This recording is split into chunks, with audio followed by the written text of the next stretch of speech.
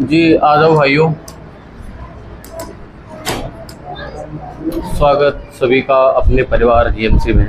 और आज आपको टोटल इंटरनल रिफ्लेक्शन और प्रकाश के विकिरण से संबंधित जो कॉन्सेप्ट होते हैं वो बताने वाले हैं। और मोस्ट इम्पोर्टेंट क्लास रहेगी, आज से क्वेश्चन जरूर बनता है। आज की क्लास बहुत इंपॉर्टेंट रहेगी थ्योरी की दृष्टि से। थ्योरी बहुत अच्छी है आज की और इसको आराम से कराएंगे हम लोग, बड़े धीरे धीरे करेंगे। साफ सुथरा कंटेंट है एकदम। और आपने अगर पिछली वीडियो नहीं देखी है तो वहाँ पे आप जाके देख सकते हैं। उसी सीरीज में हमारा शायद ऑप्टिक्स की क्लास नंबर 8 या 9 होगी ये वाली, अब खत्म होने वाली, लास्ट में आ गए हम, ज़्यादा टाइम नहीं लगेगा। ठीक है, ऑप्टिक्स में हम जैसे चलें तो आप कहेंगे इसके एग्जाम्पल बात करेंगे। जैसे TIR पढ़ लिया था मैंने, टोटल इंटरनल रिफ्लेक्शन। TIR हमने ये पढ़ा था कि TIR वो होता है जब कोई आपतन कोण होता है ना, जो क्रांतिक कोण होता है, क्रांतिक कोण से अधिक में अगर कोई प्रकाश की किरण गिरे तो हमारा पूरा का पूरा प्रकाश रिफ्लेक्ट हो जाता है, उसी माध्यम में वापस चला जाता है। ये TIR हमें 2 दिन हो गए पढ़ते पढ़ते। आज हम TIR के एग्जाम्पल करने वाले हैं। TIR के एग्जाम्पल देखो मेरे भाई ध्यान से, बड़े ध्यान देने की जरूरत है इस वाले पे। नंबर 1 है हीरे का चमकना। इसके एग्जाम्पल ही महा इम्पोर्टेंट है, मोस्ट इम्पोर्टेंट है। एग्जाम्पल डायरेक्ट पूछे जाते हैं, हीरे का चमकना किस घटना पे आधारित है? तो मेरे भाई आप कहना ये टोटल इंटरनल रिफ्लेक्शन TIR पे आधारित है। तो आप कहोगे कहने का मतलब आपने ये पढ़ा है कि जब कोई क्रांतिक कोण होता है ना, क्रांतिक कोण से अधिक पे कोई किरण गिरती है, आपतित किरण क्रांतिक कोण से अधिक पे गिरती है, तभी ना वो उसी माध्यम वापस लौटती है। ऐसा करा था बेटा, मैंने कहा था ये 2 माध्यम है, माध्यम नंबर 1 और माध्यम नंबर 2, ये सघन और ये विरल। जब प्रकाश की क्रांतिक कोण पे आती तो इसी में चली जाती थी बिल्कुल सीधी, ये होता था IC। मैंने कहा थोड़ा सा और बढ़ा दो, ये जब ऐसे करोगे तो ऐसी चली जाएगी वापस इसी माध्यम में, तो इसको कहा था टोटल इंटरनल रिफ्लेक्शन।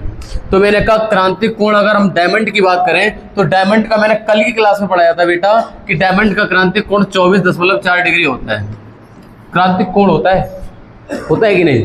अच्छा, क्रांतिक कोण 24.4 डिग्री होता है। अगर कोई प्रकाश की किरण 24.4 पे गिरेगी फिर तो वो सीधी निकल जाएगी। 24.4 से ज्यादा पे गिरेगी ना, वो इसी में घूमने लग जाएगी। अगर ये प्रकाश की किरण 24.4 डिग्री से अधिक पे गिरी तो ये अंदर जाएगी, अंदर घूमेगी, फिर उसके बाद बाहर निकल जाएगी। आपको ये वाला पूरा डायमंड चमकता हुआ नजर आता है। डायमंड के अंदर लाइट घूमने लग जाती है। जो एंगल बनता है वो 24.4 डिग्री से अधिक बनता है। जो हमारा एंगल ऑफ डिसेंट रेज, जो हमारी आपतित किरण का एंगल होता है वो 24.4 डिग्री से अधिक होगा ना, इसमें डायमंड में, हीरा में, तभी ये वाला ना, ये हीरा चमकता है। हीरा आपको शाइनिंग ऑफ डायमंड दिखाई देता है, कि तो चमकता हुआ हीरा दिखाई देता है। इसका रीजन नहीं पूछा जाता आपको, इसका ये पूछा जाता है कि हीरे का चमकना किस घटना पे आधारित है। तो क्या बताएंगे?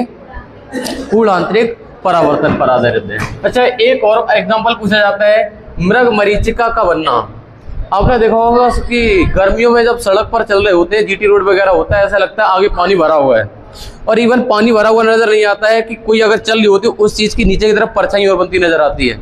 ऐसे कहते हैं पानी भरा है, बोले अगर पानी भरा है तो आदमी की परछाई, हाँ अगर साइड में पेड़ खड़ा तो पेड़ की परछाई नीचे बनती हुई नजर आती है, जैसे पानी में दिखती है। ऐसा आपको रोड पे पानी दिखता है, एक्चुअल में ऐसा नहीं होता, में भ्रम होता है। जब आगे पहुंचते हैं वहां पे तो ऐसा लगता है वहां पानी है ही नहीं, और आगे बढ़ते फिर आगे पानी दिखाई देता है। ये सिर्फ टेम्परेचर की वजह से होता है। ये क्यों होता है मेरे भाई? ये कहेंगे मेरे भाई कि मृग मरीचिका का बनना, सड़कों पर आगे पानी भरा लगना, या फिर रेगिस्तान में पानी भरा नजर आना।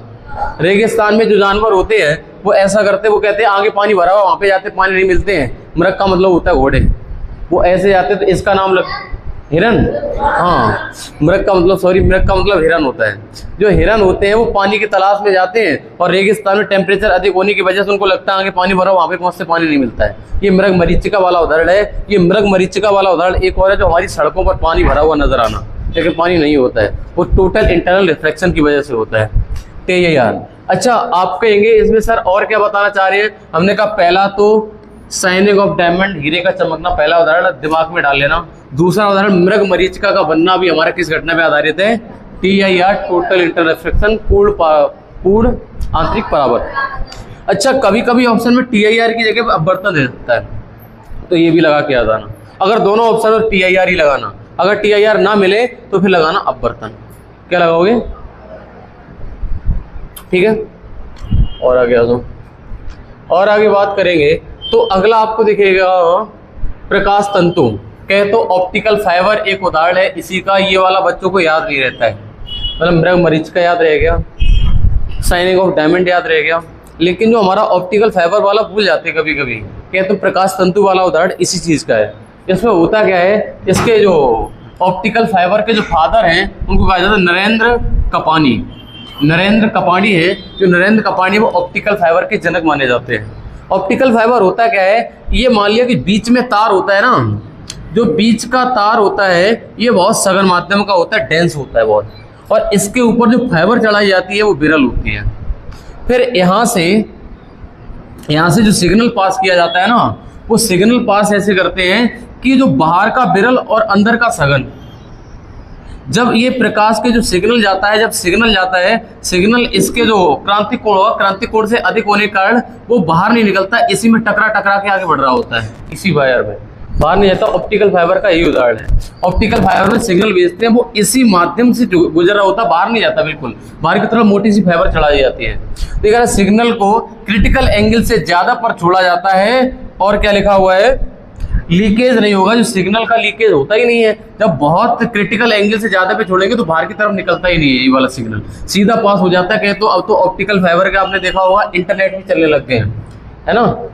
फाइबर लगा, जियो फाइबर नाम सुना होगा। जियो फाइबर में यही कॉन्सेप्ट है। जियो फाइबर की एक लाइन होती है जिसके द्वारा अनलिमिटेड डाटा मिलता है आपको।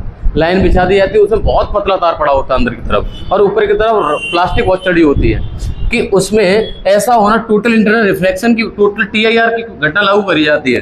जो इसमें सिग्नल जाता है वो बहुत जल्दी ऐसे ऐसे इसी में चल रहा होता है, ऐसे करके। अच्छा, हमें ये नहीं याद करना है ना, आपसे पूछा जाएगा कि TIR में ऑप्टिकल फाइबर में कैसे कहाँ चल रहा होता है सिग्नल, लेकिन हम आपको एक्सप्लेन कर रहे हैं सिर्फ यहाँ पे। लेकिन आपकी जिम्मेदारी ये कि ऑप्टिकल फाइबर जब भी आएगा तो आप TIR मार के आएंगे वहाँ पे। प्रकाश का तंतु होता है, जो ऑप्टिकल फाइबर होता है, बीच में तार परा होता है। ये वाला हमारा किस घटना पे आधारित है, पूर्ण आंतरिक परावर्तन पे। अच्छा, आपने कभी कभी देखा होगा एंडोस्कोपी। एंडोस्कोपी आपने देखो कभी कभी, अगर हमारे पेट में मान लिया कुछ पता नहीं चला, डॉक्टर को वो कैमरा डाल देता है अंदर पेट में, एंडोस्कोपी करता है और उसके बाद में कंप्यूटर पे इमेज देख लेता है कि ऐसे क्या होता है। तो उसमें भी कहीं ना कहीं इसी का यूज होता है कि उसमें बहुत पतला वायर पड़ा होता है अंदर की तरफ, और कैमरा लगा होता है, वो अंदर जाता है, अंदर पता चल जाता है कि स्वेलिंग तो नहीं है कि पेट में दर्द क्यों हो रहा है, ये सब चीज़ें अंदर डाल देता है। एंडोस्कोपी कराई जाती, नाम सुना हो। ये भी हमारा किस घटना पे आधारित है मेरे भाई। इंपॉर्टेंट आपके लिए ये है कि एंडोस्कोपी जब भी आएगा आप TIR मार के आएंगे। एंडोस्कोपी और ऑप्टिकल फाइबर याद नहीं रहते हैं, ये दो उदाहरण ऐसे हैं, लेकिन ये TIR के उदाहरण है, टोटल इंटरनल रिफ्लेक्शन के। बात समझ में आ गई। एक तो एंडोस्कोपी, और एक ऑप्टिकल फाइबर, और एक हमारा मृग मरीच का, और एक हमारा स्टार्टिंग में कौन सा था, शाइनिंग ऑफ डायमंड के, तो हीरे का चमकना। ये सब उदाहरण किसके हैं, TIR के। और TIR के उदाहरण बतेरे आते हैं, बहुत सारे उदाहरण आते हैं, बहुत सारे क्वेश्चन पूछे जाते हैं। आ जाओ मेरे भाई, अब हम बात करेंगे, जैसे मैंने कहा कि ये आप खड़े हुए हैं, ये कौन है, ये आप है। ये कौन है, आप है। ये आप है, ये आप है। ये आपके कान है, ये आपके हेयर। यहाँ पे आप खड़े हुए हैं, ये आपके हाथ और पैर हैं। एक पेड़ खड़ा हुआ है सामने। जब हाई टेम्परेचर होता है ना, तो हाई टेम्परेचर होने की वजह से ऐसा लगता है कि पेड़ का इमेज नीचे की तरफ बनना, नीचे पानी भरा हुआ है। वो कैसे होता है, ये भी मृग मरीचिका वाला उदाहरण है। कहने का मतलब, यहाँ का हॉट एयर होती नीचे की तरफ, और ऊपर की तरफ होती वार्म। वार्म मतलब गुनगुनी। गुनगुन नाम सुना है, हाँ, गुनगुनी थोड़ी थोड़ी गर्म, ये वाली ज़्यादा गर्म। नीचे की तरफ हमारा जो वायुमंडल है वो नीचे ज़्यादा गर्म, ऊपर थोड़ा कम गर्म है। तो होता क्या है कि जब ये वाला ऐसा होता है कि नीचे की तरफ तापमान ज़्यादा होता है, तो यहाँ से प्रकाश की किरण आती है और हमारी आंख में जाती है, तो इसका इमेज है ना वो नीचे बनता हुआ नजर आता है, और नीचे की तरफ पानी भरा हुआ नजर आता है। ऐसा कुछ सीन होता है TIR का, कि ऊपर की तरफ हमारा, एक चीज़ और बतानी है, जब ऊपर की तरफ होती है वार्म एयर, नीचे की तरफ होती है हॉट एयर। जब हॉट एयर होती है, नीचे की तरफ विरल माध्यम हो जाता है। जो जहाँ पर टेम्परेचर ज़्यादा होता है ना, जहाँ पर टेम्परेचर ज़्यादा होता है वहाँ पर अपवर्तनांक का मान कम होता है। ये मैंने आगे लिखा है, टेम्परेचर ज़्यादा है तो अपवर्तनांक कम। मैंने कहा अपवर्तनांक कम है तो ये माध्यम विरल हो गया, और ऊपर वाला सघन हो गया। और ठंडी हवा होगी तो और सघन हो जाएगा, बर्फ गिर रही होगी तो और ज़्यादा सघन हो जाएगा। गर्मी है, हॉट एयर है, तो यहाँ पे विरल माध्यम। और कोई अगर प्रकाश की किरण सघन माध्यम से विरल में जाती है तो TIR की घटना होती है, TIR की घटना होगी ना। ये प्रकाशीय किरण हमें दिखी, यहाँ पर आई और यहाँ से हमारी आंख में गई, तो आपने कहा ये तो सर TIR वाला हो गया, ये वाले दूसरे माध्यम में गई नहीं, और इसका जो इमेज बनता हुआ नजर आ रहा है, नीचे पानी भरा हुआ नजर आता है, वो कुछ यही कॉन्सेप्ट होता है, पेड़ उल्टा दिखाई देता है। ये आपको यहाँ वाली घटना यहाँ पर नहीं दिखाई देगी। अगर आप घर पे जाके देखना चाहो कि आज सर ने बताई है कि पेड़ देखेंगे चल के पेड़ उल्टा दिखाई दे रहा है कि नहीं दिखाई देगा यहाँ पे। हाँ, पानी तो देख सकता है अगर ज्यादा गर्मी होती, तो अगर टेम्परेचर 49-50 के आसपास होता है, तो अभी इतना टेम्परेचर है भी नहीं। अच्छा इधर आ जाओ। अब हम आपको पढ़ाने वाले हैं अगला टॉपिक, जिसका नाम है, पता क्या, जिसका नाम है प्रकाश का प्रकीर्णन। स्कैटरिंग से भी क्वेश्चन बतेरे आते हैं। हमने आपको क्या क्या पढ़ाया, ध्यान करो। अब परावर्तन पढ़ाया, अपवर्तन पढ़ाया, TIR पढ़ा दिया। चौथा नंबर शुरू होने जा रहा, क्या, प्रकीर्णन। जो पढ़ो कायदे से पढ़ो, फोकस होके पढ़ा करो, जितनी देर पढ़ो, भले चाहे 30 मिनट पढ़ो क्लास। आ जाओ। मैंने कहा ये बता बेटा, प्रकाश का प्रकीर्णन होता है, स्कैटरिंग ऑफ लाइट होती है, तो आप ये कहेंगे किसी भी अच्छा, इसका एक ट्रिक लिखा हुआ है। स्कैटरिंग का मतलब ये है कि किसी कोई बड़ी चीज है, कोई बड़ी चीज मान लो, समुद्र मान लो, बादल हो गया, इसका दूसरा रंग दिखाई देना। दूसरा इंद्रधनुष बना हुआ है बहुत बड़ा, आपको दिखाई दे रहा है, कोई बड़ी चीज है ना, यहाँ पर लिखा हुआ है किसी बड़ी नेचुरल वस्तु के रंग की बात अगर करी जाए, कोई बड़ी नेचुरल वस्तु है, जैसे इंद्रधनुष है बहुत बड़ा है, इसके रंग की बात होती है, समुद्र के रंग की बात होती है, आसमान बहुत बड़ा है, इसके रंग की बात होती है। अगर इसके रंग की बात आए ना, तो इसका आंसर प्रकीर्णन लगा के आना। क्या लगा के आओगे? प्रकीर्णन लगा के आओगे। आप कहोगे टमाटर लाल दिखता है, टमाटर नेचुरल इतना बड़ा है क्या? ये टमाटर लाल दिखता है, ये वाला हाँ, प्रकीर्णन की घटना नहीं है ये वाली। प्रकीर्णन की घटना मैंने कहा कोई नेचुरल चीज बहुत बड़ी है और उसके रंग की बात कर जाए, समुद्र हो गया, आकाश हो गया, है ना, तो ये किसकी वजह से रंग दिखाई देता है? तो प्रकीर्णन की वजह से दिखाई देता है। जैसे आकाश का रंग नीला, समुद्र का नीला रंग, सूर्योदय के समय, सूर्यास्त के समय सूर्य का लाल दिखाई देना। सूर्य लाल दिखाई देता है क्या? देता है ना, तो सूर्य सफेद भी तो दिखाई दे रहा होगा अभी। ये किसकी वजह से दिखाई दे रहा है? प्रकीर्णन। क्योंकि रंग की बात कर रहे हो तुम सूर्य के, अगर सूर्य के रंग की बात कर रहे हो ना, तो आंसर प्रकीर्णन आएगा। सूर्य लाल दिखाई दे रहा है। और देखो आगे, बादल और धुएं सफेद दिखाई देना, ये भी हमारा बादल बहुत बड़ा होता है, नेचुरल है, तो इसके रंग की बात करेगा, सफेद दिखाई देता है, तो किसकी वजह से? प्रकीर्णन वजह से। हम आपको एक तरीका बता रहे हैं, लेकिन ये एक्चुअल तरीका नहीं है, लेकिन इससे उत्तर टिक कर जाओगे तुम। अगर किसी बड़ी वस्तु के रंग की बात कर रहा है तो वहां पे आंसर प्रकीर्णन होगा। आ जाओ आगे। आगे हम बात करेंगे कि इसमें आपको देखने को मिलेगा, मान लिया ये सूर्य, ये वाली पृथ्वी है, ये आपकी। अगर बेटा ये वाली पृथ्वी है, तो यहाँ पर मान लिया आप खड़े हुए हैं, ये आप खड़े हुए, यहाँ पर आपके कान है, ये आपके ईयर्स हैं। यहाँ पर हमारा वायुमंडल है, यहाँ से हमारा सूर्य की प्रकाश आ रहा है, जो कि व्हाइट लाइट है, सफेद लाइट। सभी रंगों का मिक्सचर कैसा रंग होता है? सफेद। 7 विभिन्न को अगर 7 रंगों को मिला लिया जाए तो सफेद रंग बनता है। मैंने कहा यहाँ से लाइट आई। अब मैंने कहा कि अगर कोई इंसान इस वायुमंडल से ऊपर खड़ा होगा तो उसको आसमान दिखाई देगा काला। जो अगर ये वाला खड़ा है आदमी, अगर वायुमंडल से ऊपर है, वायुमंडल ऊपर की बार निर्वात है ना, फिर अगर वायुमंडल से ऊपर निकल जाओगे तो निर्वात मिलेगा। अगर निर्वात से तुम आसमान को देखो तो काला दिखाई देगा आपको। कैसा?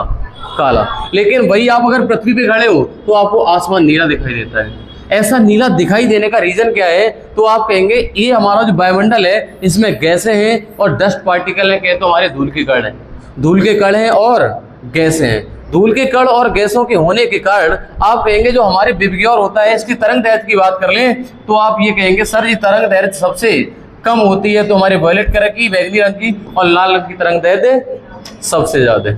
सही है। अच्छा, तरंग दैर्घ्य जिसकी सबसे ज्यादा होती है वो तो प्रकाश विचलित नहीं होगा ना, वो आपको दिखाई देगा। लेकिन आपका प्रकीर्णन किसका होता है? जो नीचे वाले कलर है ना, इसका दिखाई देता। असल में आप अगर आकाश को देखेंगे तो नीला नहीं, वो मिक्सचर होता है। पता किसका किसका? इंडिगो, वॉयलेट और ब्लू। जिसकी तरंग दैर्घ्य कम होती है उसका प्रकीर्णन हो जाता है। वो जिसके तरंग दैर्घ्य कम होती है ना, प्रकाश यहाँ पर आया ऐसे ऐसे बिखर जाता है, बिखर बिखर के आता है, तुम्हें आकाश नीला दिखाई देता है। इसी वजह से जो नीचे की तरंग दैर्घ्य जिसकी कम है ना, वो वाला प्रकाश बिखर जाता है। कहे तो नीला, इंडिगो और वॉयलेट बैंगनी है ना, इसकी तरंग दैर्घ्य कम होने के कारण ये वाला प्रकाश बिखर जाता है, जबकि लाल प्रकाश नहीं बिखरता है ना। आगे देखो, हाँ ये वाली बात मैंने शायद बताई थी, लाल रंग की तरंगदैर्घ्य सबसे ज्यादा है और बैंगनी रंग की तरंगदैर्घ्य सबसे, सॉरी क्या लिख दिया, गलत लिखा हुआ क्या?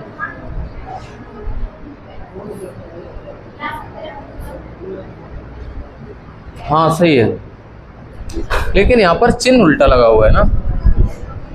तरंगदैर्घ्य लैम्डा होता है ना, और लैम्डा मैंने ऊपर की तरफ लगा रखा है? लेकिन 1800 और 3900 में बड़ा कौन? ये तरंगदैर्घ्य एक्चुअल नहीं लिखा है ना, ये कुछ और है की वैल्यू, ये वैल्यू है ना, नीचे 3900 लिख दिया, ऊपर की तरफ 18 हो सकता वैल्यू एक्सचेंज। हाँ हमसे बाई चांस गलती से लिख गया हो, यहाँ पर 3900 और यहाँ पर 1800 है ना भाई, तो हमके कंफ्यूज हो गए, हमने कहा ऊपर की तरफ लैम्डा ज्यादा है लेकिन वो कम है वैल्यू। खैर हम बताने ये चाहते हैं, जिस रंग की तरंगदैर्घ्य कम होती है वो वाला प्रकाश बिखर जाता है, और वो बिखरा हुआ प्रकाश नीचे की तरफ नीलो इंडिगो और वॉयलेट बैंगनी है। इसके लिए हमें इस आदमी खड़ा हुआ है, इस वाले को आकाश नीला दिखाई देता है। अच्छा आगे देखो, आगे लिखा है एक वैज्ञानिक हुए जिनका नाम था रेले स्कैटरिंग, एक वैज्ञानिक हुए जिनका नाम था रेले भाई साहब ये बता के गए कि प्रकीर्णन होता है ना वो लैम्डा के व्युत्क्रमानुपाती होता है, जिसकी तरंगदैर्घ्य ज्यादा उसका प्रकीर्णन कम, और जिसकी तरंगदैर्घ्य कम उसका प्रकीर्णन। तो बैंगनी, इंडिगो और नीले रंग की तरंगदैर्घ्य होती है कम, तो इसकी स्कैटरिंग है तो प्रकीर्णन होगा। प्रकीर्णन का मतलब होता है प्रकाश का फैलना, सही है। अच्छा इसमें मैंने ये बताया स्कैटरिंग प्रकीर्णन, इस यहाँ पे लिखा मैंने कहा जिसका लैम्डा ज्यादा है उसका प्रकीर्णन हुआ कम, जैसे हमारा रेड कलर की तरंगदैर्घ्य होती है ज्यादा तो इसका प्रकीर्णन कम होता है। कहें तो अगर आपने सिग्नल देखा होगा रेलवे वगैरह में, तो सिग्नल का कलर लाल रखा जाता है क्योंकि उसका प्रकीर्णन कम होता है ना, नहीं तो फैल जाएगा तुरंत ही प्रकाश में, जाएगा ना ज्यादा दूर तक। अच्छा आगे जिसका तरंगदैर्घ्य कम होता है उसकी स्कैटरिंग होती है ज्यादा, जैसे हमारा blue colour, for example blue colour, बैंगनी कलर, इसका प्रकीर्णन सबसे ज्यादा होगा, फैल जाएगा ये वाला प्रकाश, है ना। ये कहे तो ये वाला वॉयलेट कलर होता है, अगर आप ये वाला देख पाए, ये वाला ये आपको कम दिखाई दे रहा है, और वहीं पर अगर हम ये वाला चला दें तो कौन सा ज्यादा चमक रहा है? लाल वाला। इतने पास बैठे होने के बावजूद ये ज्यादा चमक रहा है और ये कम चमक रहा है। बैंगनी भी नहीं, एग्जैक्ट बैंगनी नहीं है ये, लेकिन है बैंगनी जैसा रंग, समझ पा रहे हो। अच्छा हम बताना ये चाहते हैं कि जो तरंगदैर्घ्य होती है वो स्कैटरिंग के व्युत्क्रमानुपाती, वो भी लैम्डा की घात 4 के, ये हमारे रेले भाई साहब कह के गए। अच्छा ये क्या कह के गए, इस वाली लाइन को काट दो, चाहे यहां से पढ़ो। खतरे के निशान लाल रंग के बनाए जाते हैं क्योंकि उच्च तरंगदैर्घ्य की वजह से लाल रंग का प्रकीर्णन सबसे, अगर प्रकीर्णन हो गया तो लाल रंग दिखाई नहीं देगा, फैल जाना, है ना, समझ पा रहे हो। तो हम ये बताना चाहते हैं खतरे के निशान होते हैं वो लाल रंग के बनाए जाते हैं क्योंकि इसकी तरंगदैर्घ्य उच्च तरंगदैर्घ्य होने की वजह से इसका प्रकीर्णन सबसे कम होता है। एक और लाइन पढ़ाएगी आपको, अगली लाइन, किसी अंतरिक्ष यात्री के लिए आकाश का रंग काला होता है और जबकि कोई अगर वायुमंडल में है तो उसके लिए आकाश का रंग नीला होता है। आगे देखो, मनुष्य की आंख के लिए सबसे सुग्राही तरंगदैर्घ्य कौन सी होती है? तो आप कहेंगे 5550 एंगस्ट्रॉम की जो तरंगदैर्घ्य होगी वो आंखों के लिए सुइटेबल मानी जाती है, जो कि हमारे येलो और ग्रीन के बीच का होता है। तभी तो आपने देखा होगा कि मोबाइल में कभी कभी रीडिंग की लाइट लगाते हैं वो थोड़ी थोड़ी येलो कलर की दिखती है। रीडिंग मोड लगाइए कभी मोबाइल में, रीडिंग मोड लगाइए मोबाइल में, होती है रीडिंग मोड, उसमें एक आई टाइप की बनी होती है, उसमें क्लिक कर दो तो फिर आपको दिखेंगी चीजें, सब दिखेंगी, लेकिन हाँ वो आई प्रोटेक्शन वाला होता है ना, तो उसका कलर ऐसा ही कुछ होता है, येलो और ग्रीन के बीच का होता है। वो तरंगदैर्घ्य होती है ना, वो तरंगदैर्घ्य चेंज हो जाती है उसकी, फिर तरंगदैर्घ्य आती है 55 से 5550 एंगस्ट्रॉम के आसपास आ जाती है। वो कहते हैं आंखों के लिए सुइटेबल है। ऐसा बहुत से लोग करे होते हैं जिनकी आंखों में दिक्कत होती है। हाँ ये वाला जैसे रात में चलाओ और रात में अचानक से उठो, रात में अचानक से सफेद लाइट आंखों में आगे लगा दो तो आपको एकदम ऐसे लगोगे, लेकिन ये वाला होगा ना येलो ग्रीन तो आपको ज्यादा दिक्कत नहीं होगी उससे, आप उसको सुइटेबल होंगी आपकी आंखें। तो हमारा कौन सा कलर आंखों के लिए सुइटेबल होता है? तो 5550 है कहें तो येलो ग्रीन के बीच का, ठीक है। आगे लिखा है, आपने देखा होगा जो ब्लैक बॉक्स होता है, जो ब्लैक बॉक्स होता है एरोप्लेन, अच्छा हेलीकॉप्टर में, तो उसका कलर ऑरेंज रखा जाता है। उसका कलर ऑरेंज रखा जाता है। जैसे आप कहेंगे ब्लैक बॉक्स क्या होता है, ब्लैक बॉक्स वो चीज़ होती है जैसे अगर कोई एरोप्लेन क्रैश होने वाला होता है, क्रैश होने से पहले वो आपस में पायलट बात कर रहे होते हैं, अगर कोई दिक्कत आई हवाई जहाज में, दो पायलट होता है, एक को पायलट होता है, वो दोनों बात करेंगे ऐसे ऐसे दिक्कत आ रही है, तो वो वाली चीज़ें सब चीज़ें इस ब्लैक बॉक्स में रिकॉर्ड होती रहती हैं। ब्लैक बॉक्स होता है हर एक हवाई जहाज में, हर एक हेलीकॉप्टर में। वो कम्युनिकेशन होती है, जो हमारे एयरपोर्ट वगैरह होते हैं, कम्युनिकेशन बताइए किस लाइन पे उतारे अपने हवाई जहाज को, किस पट्टी पे डालें, तो ये सब कम्युनिकेशन हो रही है। पता चला हमारा हवाई जहाज खराब हो गया, फट गया, तो उसमें एक ब्लैक बॉक्स रखा जाता है हेलीकॉप्टर में, और उसमें वो सब चीज़ें रिकॉर्ड होती है, आवाज़ रिकॉर्ड होती है, और उस ब्लैक बॉक्स को उस हवाई जहाज की पूंछ में रखा जाता है। जो पायलट की रिकॉर्डिंग होती है वो हवाई जहाज की पूंछ में रखा ब्लैक बॉक्स में हो रही है। अब पूंछ में इसलिए रखा जाता है कि पूंछ में कोई इंजन नहीं होता है, अगर कोई विमान क्रैश भी होता है तो उसकी पूंछ सेफ बच जाती है। और उसके बाद जब कोई रेस्क्यू करने जाता है, उसको सेफ निकालने के लिए जाता है, तो सबसे पहले वो लोग पता है ब्लैक बॉक्स को ढूंढ रहे होते हैं। अगर कोई हेलीकॉप्टर क्रैश हो जाए, अगर कोई विमान क्रैश हो जाए, तो सबसे पहले ब्लैक बॉक्स को निकाला जाता है, क्योंकि अगर उस पर कमेटी बैठेगी, जांच निकालेगी, तो जांच निकालने पे ये पता चलेगा पायलट के बीच क्या बात हुई थी क्रैश होने से जस्ट पहले, उसमें पूरी रिकॉर्डिंग होती रहती है। तो वो वाला उसका कलर रखा जाता है ऑरेंज कलर का। ऑरेंज कलर का इसलिए रखा जाता है, अगर पानी में गिरेगा तो ऑरेंज कलर आपकी आंखों के लिए सूटेबल होता है, जल्दी दिखाई देगा। उसका ब्लैक बॉक्स का कलर होता है नारंगी रंग का, ताकि क्रैश होने में ढूंढना आसान रहे, ढूंढने में आसानी रहे। तो हम बताना चाहते हैं कि जो ब्लैक बॉक्स का कलर होता है ऑरेंज क्यों होता है, इसलिए क्रैश होने पर अगर काला वाला भी पड़ा होगा ना, तो ऑरेंज अलग से चमकता हुआ दिखाई देगा, उसका रंग ऑरेंज रखा जाता है। इसका नाम ब्लैक बॉक्स क्यों है? ब्लैक जैसे कोई ब्लैक डे मनाते हैं ना, कोई मर जाता है ऐसे करके जब ब्लैक बॉक्स का मतलब कोई क्रैश होगा तो वहां पे ब्लैक ही होगा ना, उससे रिलेट करके इसका नाम रखा गया ब्लैक बॉक्स। तो ब्लैक बॉक्स का कभी कलर ब्लैक मत लगा देना, ब्लैक बॉक्स का रंग ऑरेंज होता है, ब्लैक बॉक्स में रिकॉर्ड है। नाम उसका ब्लैक उससे रिलेट किया गया, जैसे जब कोई क्रैश होगा तो लोग मरेंगे उसमें, तो उससे रिलेट करके नाम रख दिया ब्लैक बॉक्स। ये रिकॉर्डिंग बॉक्स होता है। अच्छा, आपको ये बात समझ में आ गई, इसका रंग नारंगी क्यों होता है? नारंगी कहे तो ऑरेंज होता है। ठीक है, आगे आ जाओ। मैंने कहा कि जैसे आप ये खड़े हुए पृथ्वी पे, जब आपका सूर्य निकल रहा होता है, ईस्ट से निकला और वेस्ट में जाके छुप गया, ईस्ट से निकला, जब ईस्ट से निकलता है तो लाल रंग की तरंग दैर्ध्य होती है ना, वो सबसे ज्यादा होती है, उसका प्रकीर्णन नहीं हो पाता है, तो आपको लाल लाल दिखाई देता है। जबकि आपका सूर्य जब आपके पास आ जाता है ना, तो सभी रंग दिखाई देते हैं, तब आपको सभी रंगों का मिक्सर आपको सफेद दिखाई देता है।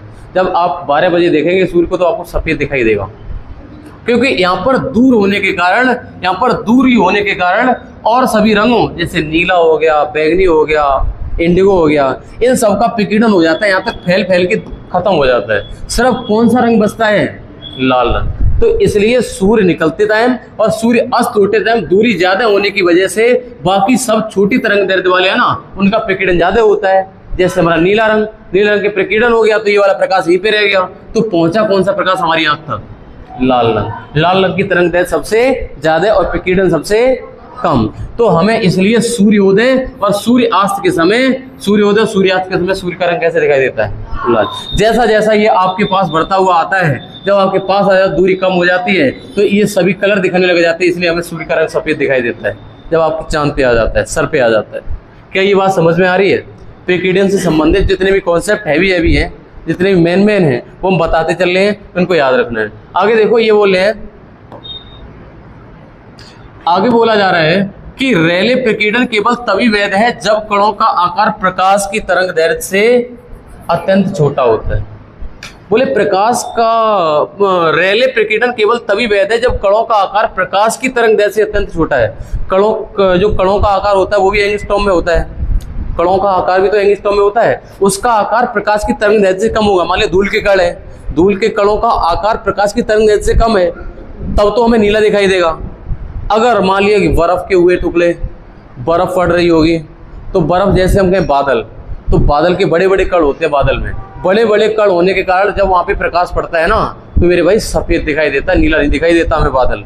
उस सफेद दिखने के कारण आगे आपको देखने को मिलेगा। देखो यहाँ पर मैंने लिखा रेले का प्रकीर्णन है ना तभी वैलिड है जब कणों का आकार यानी एक्स का आकार प्रकाश की तरंग दैर्ध्य से बहुत छोटा हो, तब तो चलेगा प्रकाश की प्रकीर्णन, है ना।